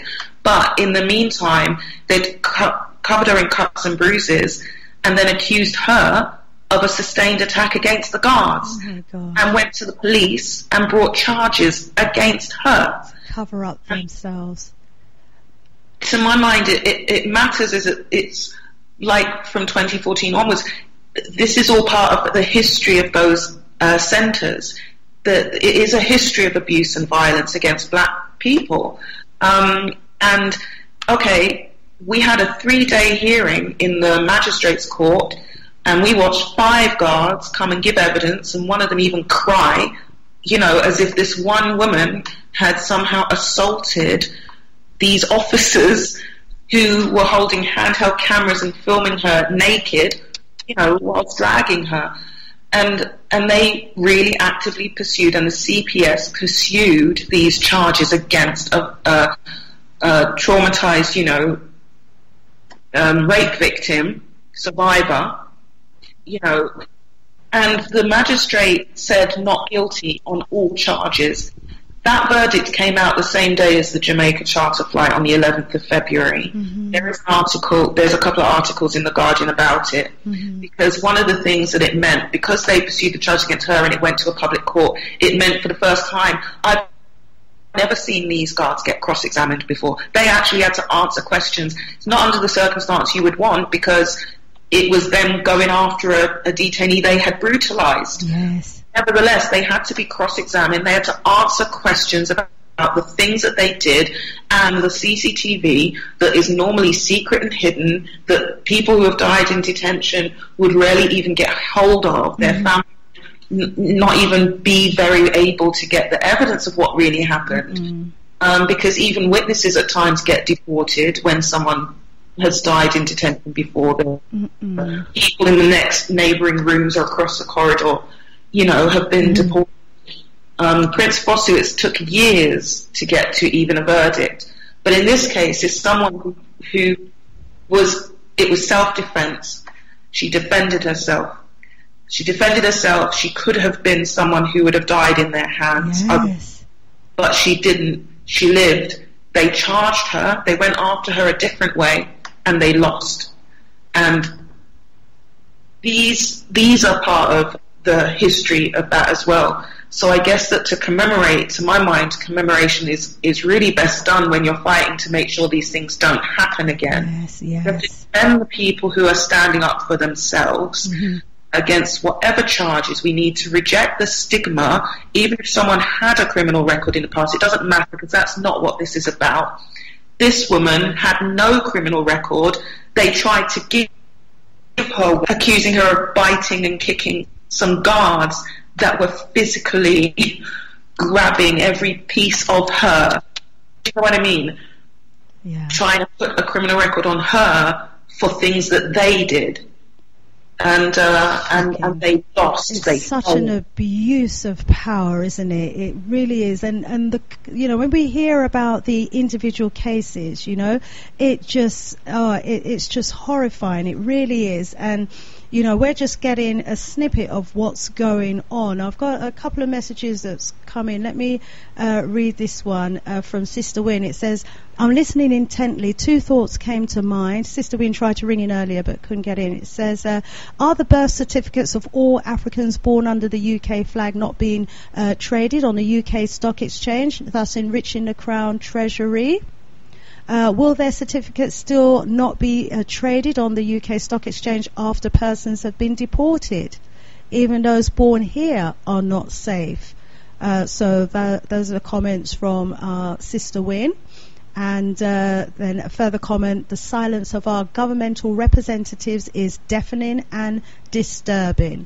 another comment that's been WhatsApp to me there on this. Yes, it's sickening and deafening indeed. Now, I do recall that the time that the Jamaican High Commission spoke out was around the time as well that the other Commonwealth countries were here in the UK for a meeting, and they all came together and asked for a meeting of the Home Secretary, didn't they, to talk about these deportations, and the Home Secretary refused to meet with them, and it was such an insult. I think they were about to refuse to meet the Queen, had some action not been taken, and I think, they only seem to have bravery in numbers. I don't know if there's any scope for looking at a strategy that involves bringing together all of the high commissions that are being impacted, individually, so that they can get a sense of power acting as a collective. But clearly, we can't allow our people to be murdered in these detention centres, beaten and treated in this inhumane way, and for them to get away with it. How dare people complain about abuse of human rights in other countries when, our rights, our human rights are being abused right here in the UK. And where people are being murdered in these institutions, which we know are institutionally racist. I mean, first of all, my sis, I've got to rise you up for the work that you are already doing and have been doing.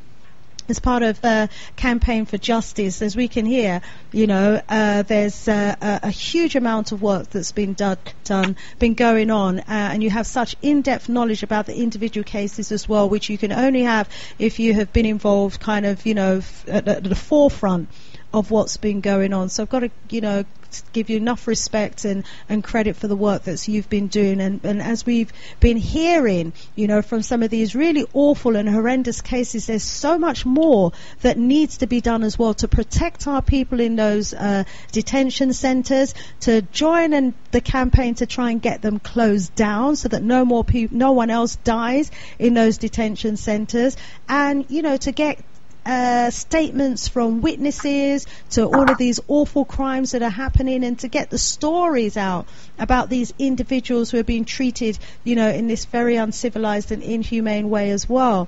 And time's running so fast, but I also wanted to find out if you know anything about what's happening to the people who are then basically dumped, in these countries, because they seem to come off the flights, be let out of the the airport, some of them not knowing where they're going to go or anything. Yeah. It's just criminal. It really is. People, it's like out of sight, out of mind. And I remember a time when the Home Office were asked the questions, I think they've been asked many times, what happens to the people after you've deported them? Yes. And their answer at the time was specific. We do not collect those statistics. That means they don't care. I don't want to know, because with something like, for example, asylum claims, they don't want, if they've said, no, your country's safe, nothing will happen to you, you go back, and then you go back and something happens, it kind of proves in practice the opposite of what they decided, and it would have an impact on other people's cases after you. But they say they don't collect those statistics. So you are just left at an airport. There's, certain charities that may help, but I think that lifting the stigma of these things across the community by speaking out and knowing the true stories, and not just saying, oh, well, they probably didn't fill in the right form or something. As some people are a bit cold towards people who have been deported or are dealing with immigration problems. We can't do that, because it allows it to carry on. That's and right.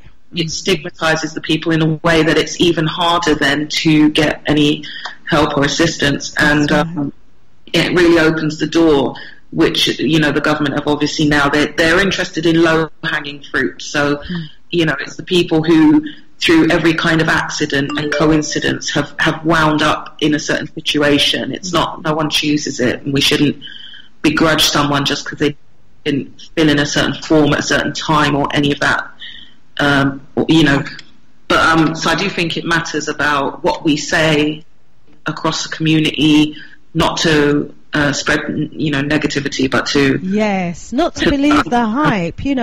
I got a message on a WhatsApp once saying, tune in to LBC Radio, they're talking about deportations now, and we've even got Africans ringing up saying, send them back, they're criminals, send them back. So despite the work that we all try to do here to tell our people not to believe the hype, not to believe the narrative of the mainstream media, to do their own investigations and to look beyond what the newspapers are actually saying most of the time, or even what is coming out the mouths of our politicians, still we've got our own people to convince that a lot of these that the treatment of these people is just unacceptable, inhumane, uncivilized, and that they should be on the side of the victim and not the state that is persecuting them because they didn't fill in a form. Caller 845, I was trying to add you, but sorry, haven't been able to add you to the call.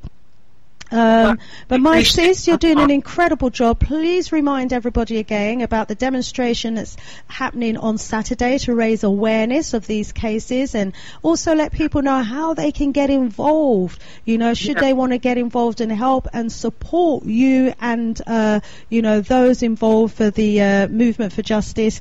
How they can get involved. I know that you've got a road show happening as well. You're not just going to be doing Brixton. You're going to be up and down the country, touring the country, talking about the need to widen the whole Windrush debate to include the children and the grandchildren, etc. Oh my, go exactly ahead. No, I appreciate coming on, and I know I probably talked too long, but there's so much to be said about all of this that hasn't been really talked about generally, and people sort of waking up, but there is so much to do. Yes, the demonstration, 12:30, Windrush Square, Brixton. It's a rally. It's about rallying the community. We need to celebrate that a lot of the people were taken off that flight, and the Home Office attempt to bury the Windrush scandal under new deportations failed. It really backfired on them, and actually probably more people are talking again about the Windrush scandal rather than less. But we got to say no more charter flights, and the success has to become more. So, a lot of people, bought themselves more time and got away from that charter flight. A lot of people did, but not everyone. 17 have gone, and that's really hurtful on a lot of families. The next time they try, we need it to be zero, on that. So that rallying the communities matters, and I would encourage people to do similar in around the country as well. Then the speaking tour, we're going, the Widen Windrush, we are looking for more cases. We're looking for people who are connected to Windrush generation, like maybe they're the children, maybe grandchildren, maybe they are still struggling with their immigration status. Mm-hmm. Have those Don't connections suffer alone. Do you want to give out a phone number, my sis, that people can reach you on? If someone's listening now and maybe they've received a deportation letter or know someone who has done, is there a phone number that? Yeah.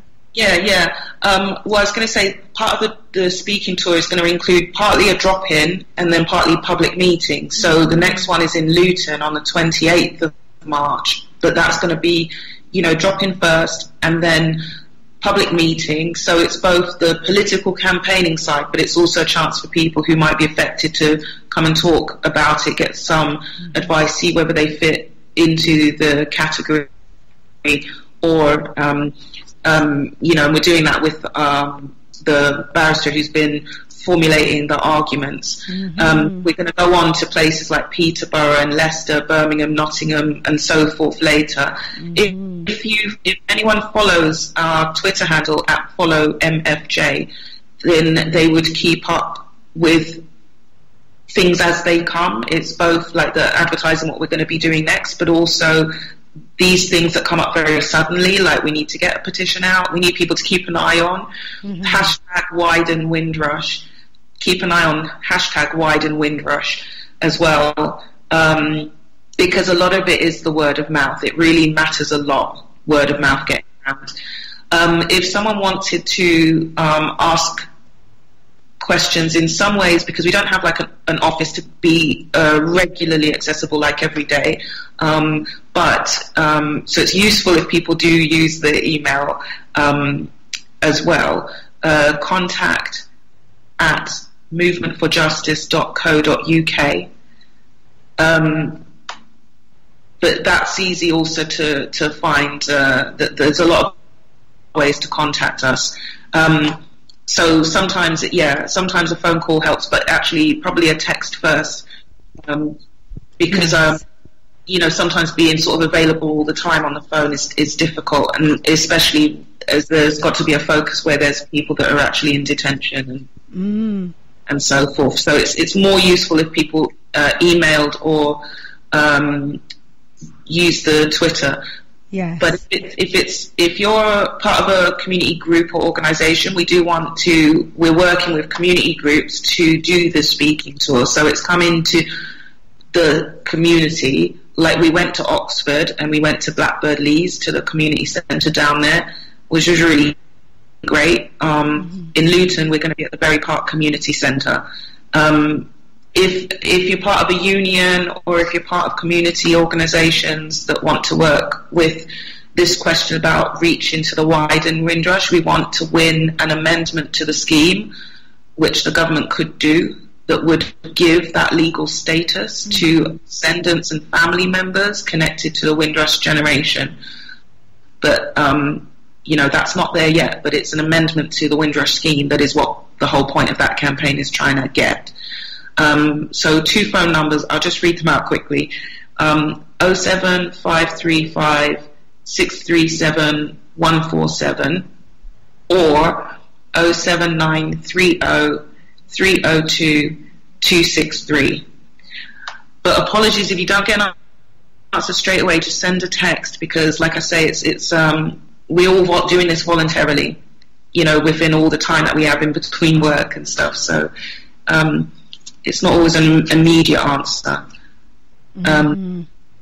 This is what you call action, people. This is what we've been hearing about. This is, people giving up their time, leaving the comfort of their armchair to go out and take action around the country as well, to speak up and out on behalf of, people who are locked up in detention centres or could potentially find themselves locked up in detention centres. And it's just a matter of time before they come for you and I. So let's not get complacent and think, oh, well, today it doesn't affect me, and then tomorrow, oh, it still doesn't affect me. But every day it's getting closer and closer. Don't wait until immigration knocks on your door before you get involved in helping to raise awareness and express your, utter disgust and concern about the way that the Windrushians and their descendants are being treated, and about how people who overstay are being treated, irrespective of, the stigma and the justification that they want to give, for treating people in this inhumane way. We must saying it's got to stop now. It's totally unacceptable treatment in the way that they're removing people.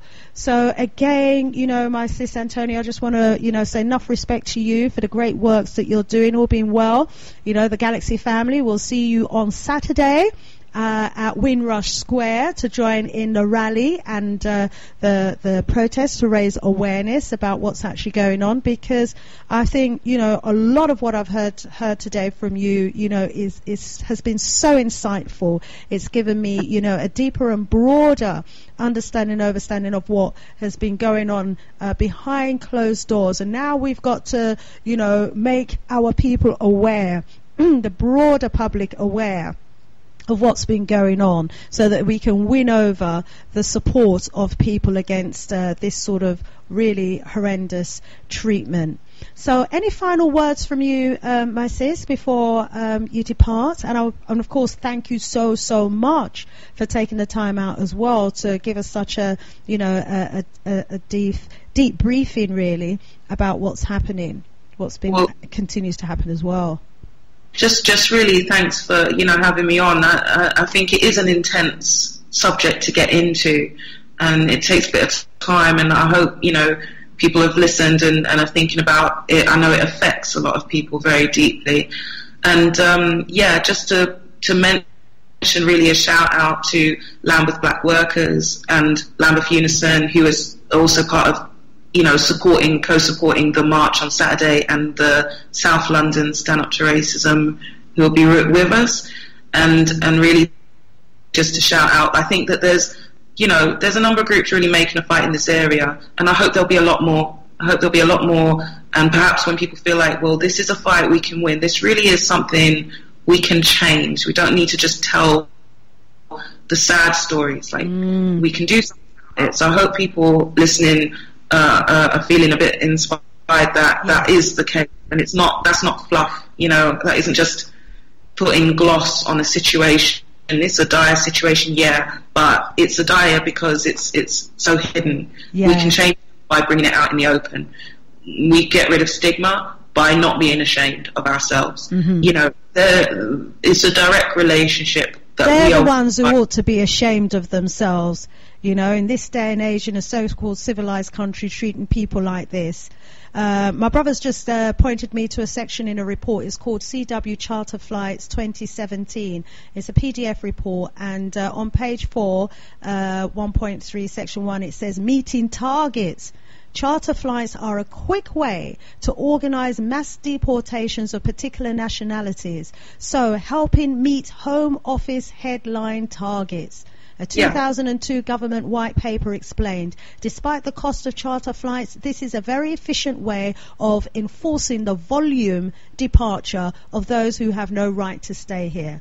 And those whose rights, obviously, I'll add, that they want to take away from staying here. So there are targets, annual targets that's been set by the Home Office, and the charter flights, are a quick way of organizing mass deportation. So they want to get rid of us en masse, people. Well, let's not forget that they apparently bully their own staff in order to get there. Yes. Remember that as well. Yes, indeed. My sis, thank you so much again for the great works that you're doing and for the time that you've taken to explain the situation. I hope going forward that you get a lot more support so that we can, hold the Jamaican embassy to task and all the other embassies whose people are being deported. I hope that, we get the muscle that's needed in order to bring them all together and to force them to, speak up and speak out on our behalf as well, so we can get them on board. And, congratulations as well with all of the work around the petitions that's given the politicians across all the party the confidence that they felt they needed in order to speak up and speak out about this as well. And thank you as well for being there for the families of these detainees, these people who are being brutalized, these people who are having their civil liberties taken away from them in the detention center. It's wonderful that you're there, that your organization is there to support them, and for the works that you're doing to try and remove the stigma as well. And so we want to join you on Saturday. I'll be joining you after my show on Saturday as well, with the no more charter flights. Yes. Great. See you then. Rise up. Thank you so much. Thank you, Antonia. Bye-bye. Bye for now. To the callers that was trying to call in while our sister Antonia was on the line, my apologies. Again, I was unable to add you. As I said, it seems that there are some phone numbers or some calls that we get that just block the system from allowing us to accept other calls, and I haven't been able to find a way around it as yet. So we're just having to work with the system as it is, okay? And so I just want to thank you all for your patience as well. It's not that we're ignoring your calls. We can see the calls and we're trying to add them, but it is what it is, okay? So yeah, we have got to rebel against this very unfair and unjust system.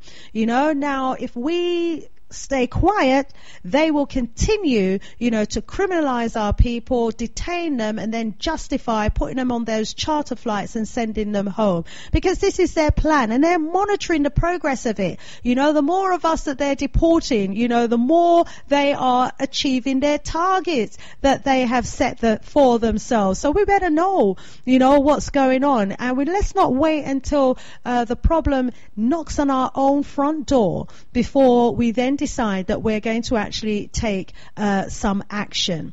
Okay, let me go back to the announcement that I was doing, because I want to try and find the telephone number for our brother, Glenn Watson. So if you're interested in any of those events that's happening over the 21 days, you can give him a call. Okay, thanks, Sis Nzinga. Here's the number now that you need for our brother Glenn Roy.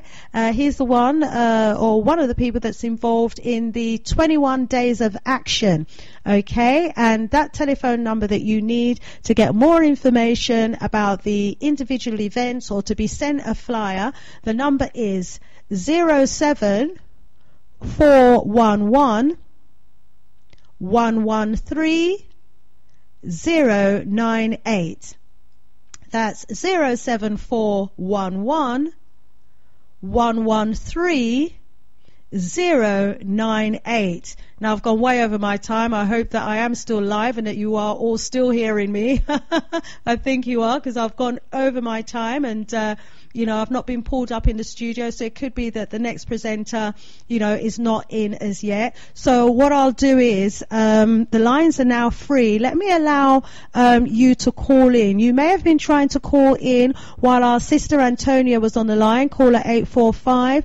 Now's the time to call in. Brother Kwame, if you want to call back, now's the time to call back. Sister Win, now's the time to call in as well. If you want to call in, and if you want to comment, if you want to make a point, if you want to bring to our attention a case that you're aware of that maybe we haven't talked about, and you feel that it should have been highlighted at this time, now is the time for you to actually call in, because the line is clear. If you call in and there's already a caller on the line and we're unable to add you, please just wait until the lines are free, and then you can call back. I want to rise up Brother Ras Itek. I want to thank you for sending me in the information about the deportation charter flights. There is a Home Office fact sheet about it, dated January 2017.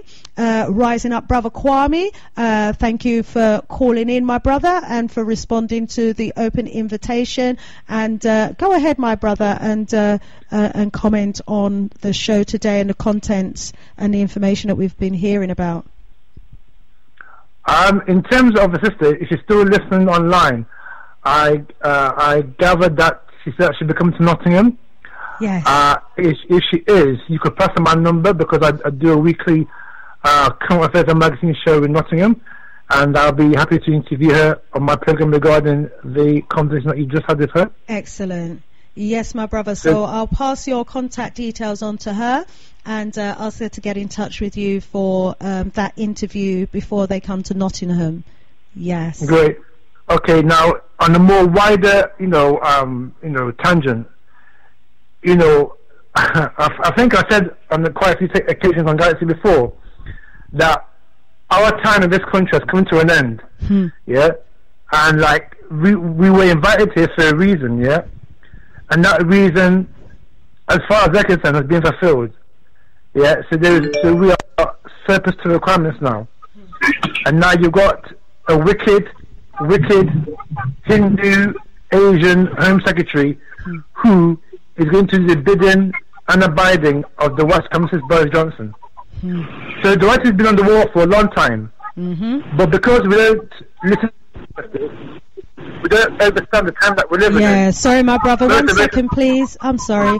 Caller for 845. I've just added you. Can you put your phone on mute, please? We're getting a lot of background noise from your phone.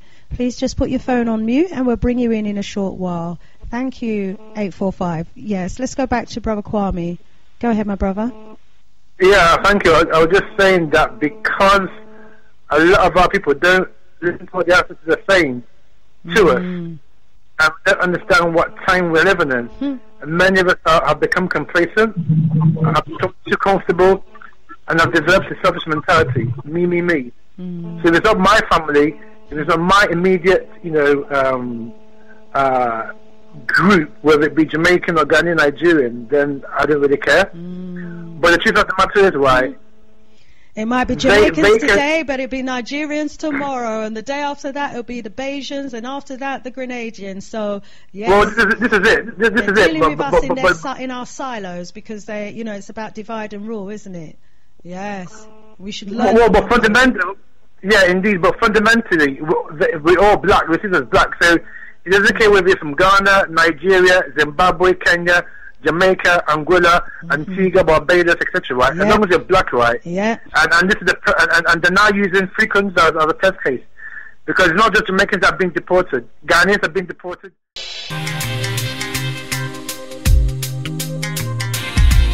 There's no station I know like Galaxy Radio. We no follow fashion. We come to set the pattern. Galaxy Radio, I feel we station. I know for them, I feel we station.